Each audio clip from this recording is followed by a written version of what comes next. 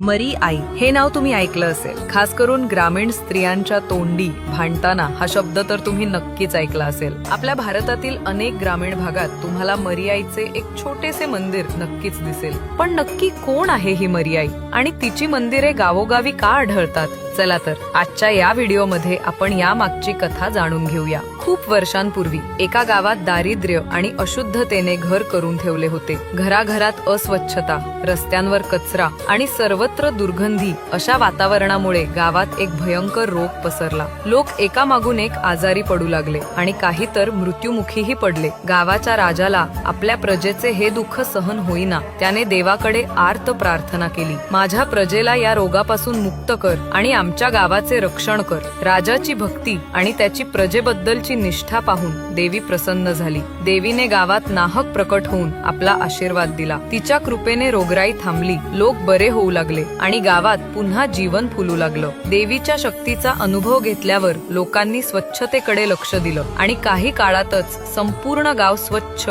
सुंदर आणि शांत झाला. तेव्हापासून मरी आईची पूजा ग्रामीण भागात मोठ्या भक्तिभावाने केली जाते. मरी आई ही रोग, दारिद्र्य, अशुद्धता आणि संकटांपासून संरक्षण करणारी देवी मानली जाते. तिच्या उपासनेत पोतराजांची विशेष भूमिका असते. ते गावोगावी जाऊन देवीची उपासना, कीर्तन आणि नृत्य सादर करतात. मरी आई ही तामसिक स्वरूपाची देवी असल्याने भक्त तिला लाल सिंदूर, लिंबाची पाने आणि रक्तवर्णी फुले अर्पण करतात.